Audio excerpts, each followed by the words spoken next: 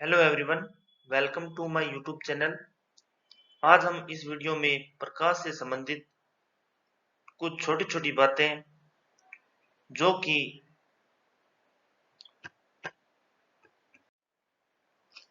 हमें प्रकाशिक घटनाओं को समझने के लिए बहुत ही आवश्यक होती है, उन सभी चीजों को हम इस वीडियो में समझेंगे। साथ में देखेंगे पारदर्शी या अपारदर्शी वस्तुएं किसे कहते हैं, छाया किस प्रकार बनती है और सूर्य ग्रहण और चंद्र ग्रहण किस प्रकार से होते हैं। तो इन सभी बिंदुओं पर आज हम इस वीडियो में चर्चा करेंगे, क्रियाकलाप द्वारा उनको समझेंगे। वैसे तो ये कक्षा 6 का टॉपिक है, लेकिन प्रकाश की घटनाओं को समझने के लिए या प्रकाश की जो मुख्य धारा है उसको समझने के लिए हमें यह वीडियो आवश्यक रूप से देखना चाहिए, जिससे कि हमें सभी जो प्रकाश से संबंधित घटनाएं उनकी जो बेसिक जानकारी है वो क्लियर हो सके। तो इसमें सबसे पहले हम समझते हैं पारदर्शी वस्तुएं क्या होती हैं। तो पारदर्शी वे वस्तुएं जिनके अंदर से प्रकाश गुजर जाता है वह पारदर्शी वस्तुएं कहलाती हैं। हम अपने आसपास में बहुत सारी वस्तुएं देखते हैं जिसमें से प्रकाश जो आसानी से गुजर पाता है। जैसे कि कांच की कोई वस्तु है, उसमें अगर प्रकाश गिराया जाए तो वह अपने को दूसरी तरफ दिखाई देता है, यानी उस वस्तु के अंदर से वह प्रकाश गुजर जाता है। अपारदर्शी वस्तुएं क्या होती है? वे वस्तुएं जिनके अंदर से प्रकाश नहीं गुजर पाता, यानी किसी वस्तु पर अगर अपने प्रकाश आपतित करें और वह प्रकाश उस वस्तु के अंदर से नहीं गुजर पाता, तो इसका मतलब वो कैसी वस्तु है? अपारदर्शी वस्तु। जैसे कि कार्डबोर्ड का कोई टुकड़ा है तो वह अपारदर्शी वस्तु है। पारभासी वस्तुएं, कुछ वस्तुएं इस प्रकार की होती है जिसके अंदर से प्रकाश जो है आंशिक गुजर पाता है, यानी वह प्रकाश को न तो पूरा रोक पाता है और ना ही प्रकाश उसमें से पूरा गुजर पाता है। तो आंशिक गुजर पाता है तो उसे कहते हैं अपने पारभासी वस्तुएं। जैसे तेल से भिगा हुआ एक कोई कागज है, हम देखते हैं कभी कभी जो अपनी कॉपी का पेपर है वो कभी कभी तेल से भीग जाता है, तो जो दूसरे पेज की जो लिखावट है वो हमें दिखाई पड़ती है। इसका मतलब वो जो लिखावट हमें पूर्ण रूप से दिखाई नहीं देती, आंशिक दिखाई देती है। तो ये प्रकाश के आंशिक गुजरने के कारण ऐसा संभव हो पाता है। तो इन तीनों चीजों को समझने के लिए अपनी एक क्रियाकलाप करते हैं। क्रियाकलाप को समझने के लिए हमने एक कार्डबोर्ड लिया है, एक कांच का ग्लास लिया है और एक तेल से भिगा हुआ पेपर लिया। अब इन तीनों को बारी बारी से किसी प्रकाश स्रोत के सामने रखते हैं और देखते हैं कि इनमें से प्रकाश गुजर पाता है नहीं गुजर पाता, क्या होता है। जैसे कार्डबोर्ड को प्रकाश स्रोत के सामने रखने पर दीवार पर हमें इसकी छाया दिखाई दे रही है, जैसे कि चित्र में अपने को दिखाई दे रहा है। इसका मतलब ये हुआ कार्डबोर्ड से प्रकाश गुजर नहीं पा रहा है और जिस तरफ प्रकाश स्रोत है उसके दूसरी तरफ हमें इसकी क्या दिखाई दे रही है? छाया दिखाई दे रही है। इसी प्रकार यदि हम इस कांच की प्लेट को प्रकाश स्रोत के सामने रखेंगे तो देखते हैं कि पूरा प्रकाश जो है, ये देखिए प्रकाश इसके अंदर से गुजरता है और दीवार पर हमें प्रकाश इसका दिखाई देता है। इसमें जो छाया है वो नहीं बनती, क्योंकि प्रकाश जो है इस प्लेट के अंदर से गुजर जाता है।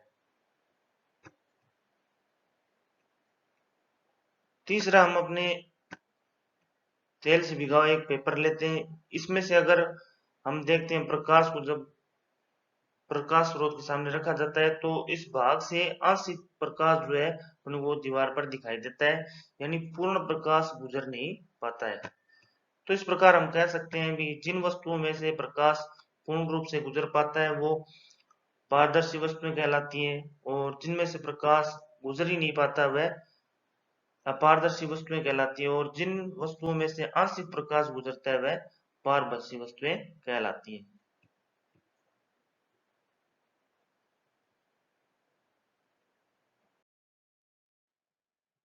अपारदर्शी वस्तुओं को जब प्रकाश स्रोत के सामने रखा तो हमारे सामने एक नई चीज देखने को मिली, जिसे अपने कहते हैं छाया। तो समझते हैं भी छाया किस प्रकार से बनती है। जब अपारदर्शी वस्तुएं से प्रकाश गुजर नहीं पाता, तब प्रकाश स्रोत से दूसरी तरफ हमें वस्तु का अंधेरा दिखाई देता है। इसे क्या कहा जाता है? छाया। ये हम सभी दैनिक जीवन में देखते हैं। जैसे ये प्रकाश स्रोत है, इससे निकलने वाली प्रकाश की किरणें जब इस अपारदर्शी वस्तु से टकराती है, तो दीवार पर हमें उसकी क्या दिखाई देती है? छाया। और ये छाया किस तरफ बनती है? प्रकाश स्रोत जिस तरफ है उससे विपरीत दिशा में हमें ये छाया दिखाई पड़ती है। यदि हम इस छाया को ध्यान से देखें तो इसमें अपने को दो चीजें दिखाई देती है। एक इसके पास या इसके चारों ओर अपने को एक हल्की छाया दिखाई देती है, उसको कहा जाता है उपछाया। और जो ये गहरी अपने को छाया दिखाई दे रही है उसे कहा जाता है प्रछाया। ये अपने क्रियाकलाप द्वारा भी देख सकते हैं। जैसे अभी हमने देखा भी कार्डबोर्ड को प्रकाश स्रोत के सामने रखने पर इस प्रकार से हमें छाया दिखाई देती है, क्योंकि ये एक अपारदर्शी वस्तु है और इसके अंदर से जब प्रकाश गुजरा जाता है तो प्रकाश गुजर नहीं पाता, और प्रकाश नहीं गुजरता है तो हमें दूसरी तरफ इसकी छाया दिखाई देती है। तो ये जो गहरी छाया है इसे कहा जाता है प्रछाया। ये जो है इसके अंदर गहरी छाया प्रछाया है। और इसके चारों ओर जो हल्की अपने को ये धुंधली दिखाई दे रही है इसे कहा जाता है उपछाया।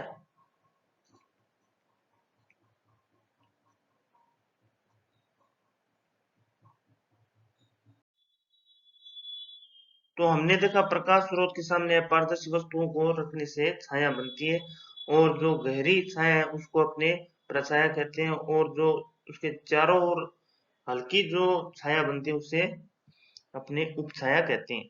तो छाया बनने के आधार पर अपने दैनिक जीवन की एक बहुत ही महत्वपूर्ण घटना को समझते हैं, जिसे कहते हैं ग्रहण। तो देखते हैं अभी ग्रहण किस प्रकार से होता है और कितने प्रकार के होते हैं। ये पृथ्वी सूर्य के चारों ओर परिक्रमा करती है, यानी हम सब जानते हैं, तो ठीक से हमने पढ़ा है भी। जो पृथ्वी है, सूर्य इसके अंदर अपने स्थिर होता है और पृथ्वी इस सूर्य के चारों ओर अपने चक्कर लगाती है, और तथा चंद्रमा पृथ्वी की परिक्रमा करता है। जो चंद्रमा है वो किसकी चारों ओर चक्कर लगा रहा है? पृथ्वी की चारों ओर चक्कर लगाता है। परिक्रमा करते करते कभी कभी सूर्य, चंद्रमा और पृथ्वी एक सीध में आ जाते हैं, यानी तीनों जब एक सीध में आ जाते हैं तो यह घटना क्या कहलाती है? ग्रहण कहलाती है। यानी सूर्य, चंद्रमा और पृथ्वी जब तीनों एक सीध में आ जाते हैं तो यह घटना ग्रहण कहलाती है। तो ये ग्रहण कितने प्रकार से होता है? दो प्रकार, सूर्य ग्रहण और चंद्र ग्रहण। ये किस प्रकार से होते हैं हम आगे समझेंगे। उससे पहले देखते हैं भी चंद्रमा जो है वो पृथ्वी के चारों ओर परिक्रमा या चक्कर लगाता है। तो इसमें दो चीजें अपने को देख समझनी है। पहला, इसके अंदर जैसे अमावस्या और पूर्णिमा क्या चीज होती है? तो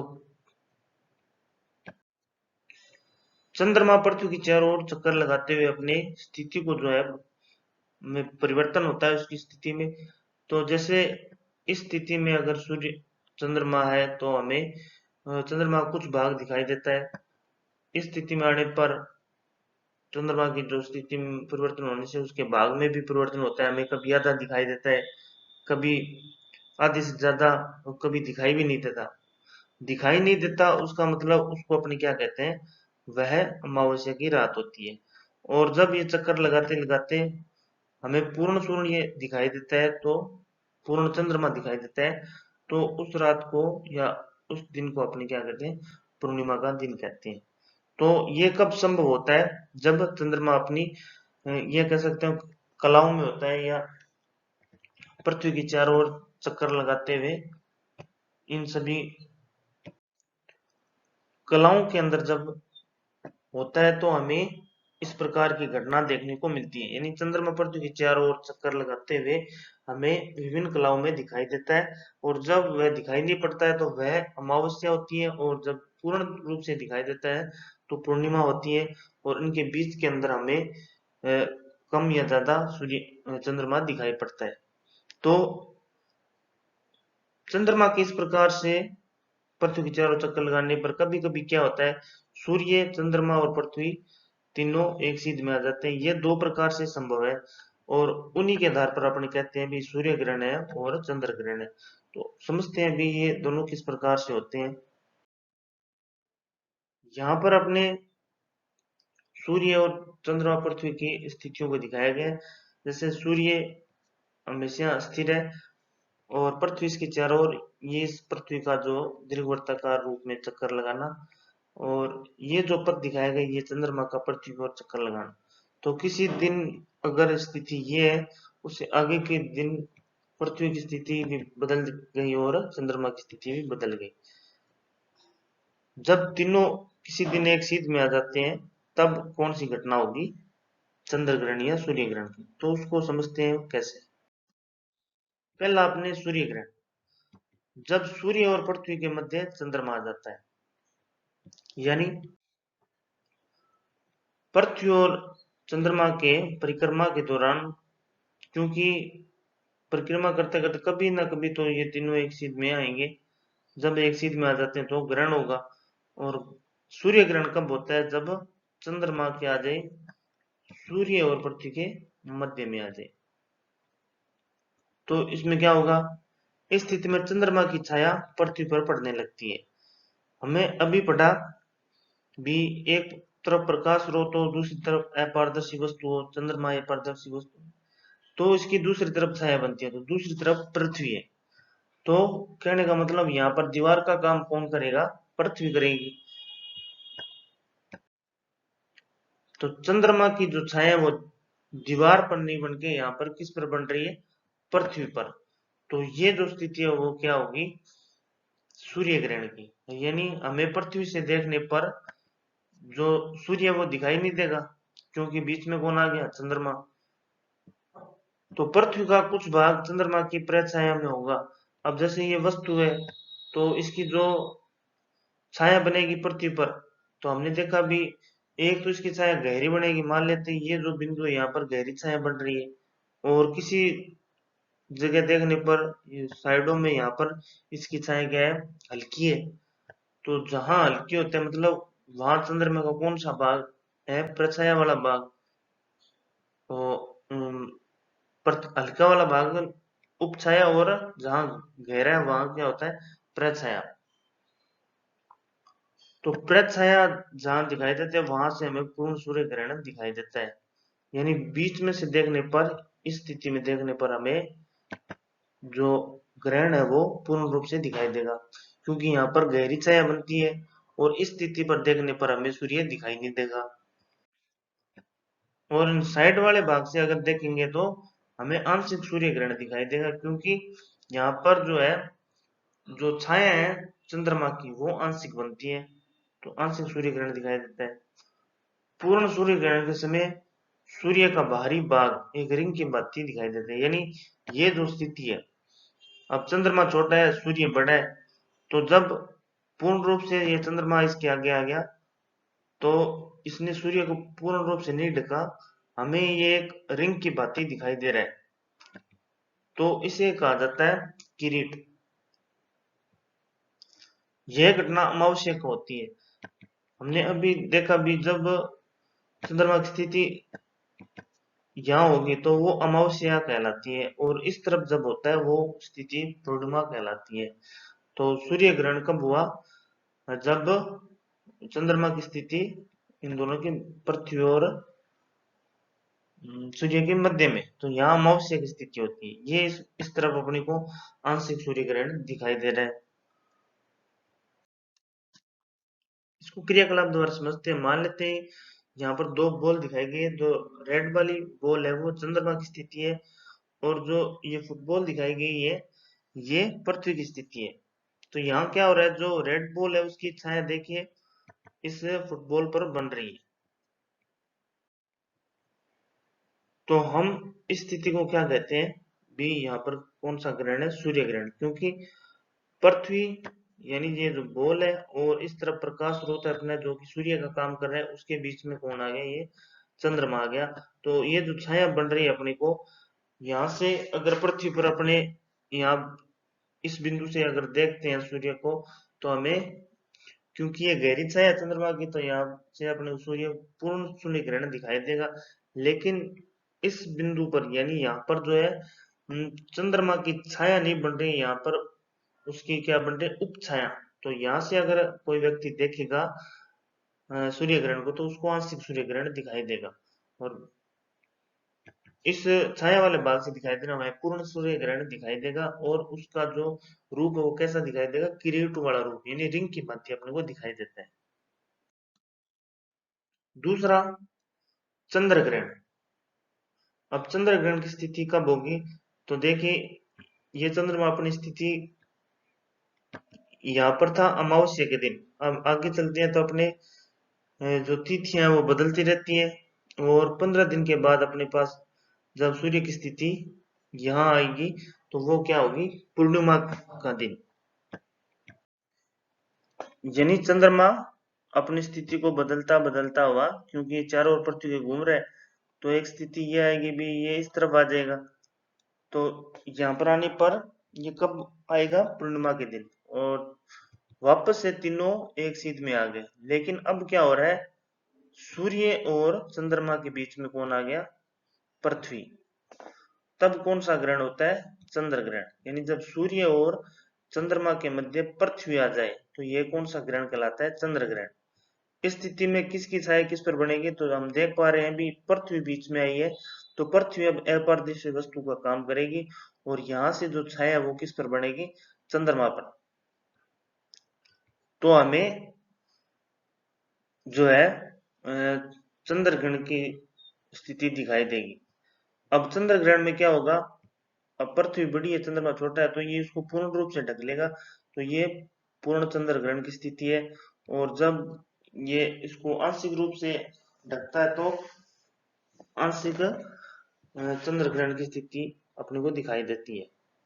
तो इस प्रकार से सूर्य और चंद्रमा के बीच में अपने को चंद्र ग्रहण और सूर्य ग्रहण की स्थितियां दिखाई देती है। ये किस प्रकार से संभव हो पाता है, जब तीनों सूर्य, पृथ्वी और चंद्रमा एक सीध में आते हैं, तब अपने को ये घटना दिखाई देने को मिलती है। और ये दो दो तरीके से होती है, जिसको हमने देखा। क्रियाकलाप के द्वारा हम समझ सकते हैं। देखिए दोनों बॉल्स की स्थितियां जो चेंज हो गई है, ये जो छोटी बॉल है ये चंद्रमा की स्थिति है, और ये बड़ी बॉल पृथ्वी की स्थिति है। तो अब ये तीनों अब सीध में आ रही है, तो बड़े बॉल की जो छाया है वो इस छोटी बॉल पर बन रही है, जो कि पूर्ण रूप से इसको ढक लिया है। तो ये पूर्ण चंद्र ग्रहण की स्थिति है। सूर्य ग्रहण अमावस्या के दिन होते हैं, और चंद्र ग्रहण पूर्णिमा के दिन ही क्यों होते हैं, क्योंकि ये जो चंद्रमा की स्थिति है इस बात पर निर्भर करती है भी सूर्य और पृथ्वी के बीच में ये कब आ रहा है। जब अमावस्या यानी उसकी स्थिति जो है सूर्य और पृथ्वी के बीच में चंद्रमा की है, तो वो अमावस्या के दिन होता है। ये जो पर चंद्रमा का परिक्रमण है उस बात पर निर्भर करता है, अमावस्या और पूर्णिमा को होना। लेकिन हमें पता है भी एक महीने में अमावस्या और पूर्णिमा तो आ ही जाती है, लेकिन सभी में चंद्र ग्रहण या सूर्य ग्रहण क्यों नहीं होता। इसका कारण ये है कि जो ये चंद्रमा है वो पृथ्वी के अक्ष से 5 डिग्री कोण पर झुका हुआ है, जिसके कारण हमेशा जो है प्रकाश की किरण जब इस चंद्रमा से टकराती है, तो इसकी छाया हमेशा पृथ्वी पर या हर अमावस्या को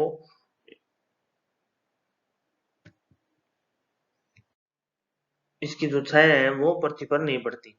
इसी प्रकार हर पूर्णिमा के दिन भी इसके पृथ्वी की जो छाया है वो चंद्रमा पर नहीं गिरती है। कभी कभार अपने साल में दो या एक या दो बार जो है इस प्रकार की घटना देखने को मिलती है। तो इसका मुख्य कारण यही अपने देखते हैं भी, ये जो चंद्रमा का परिक्रमण है, ये जो है इसका झुकाव होना इस बात का कारण है कि भी सभी जो पूर्णिमा और अमावस्या है उसको जो सूर्य ग्रहण और चंद्र ग्रहण नहीं होते। तो हमने इस वीडियो में सूर्य ग्रहण, चंद्र ग्रहण और छाया का बनना, पारदर्शी या अपारदर्शी वस्तुओं आदि के बारे में समझा। ये जो प्रकाशीय घटनाएं हमारे लिए आगे के जो टॉपिक उनको समझने में बहुत ही महत्वपूर्ण है।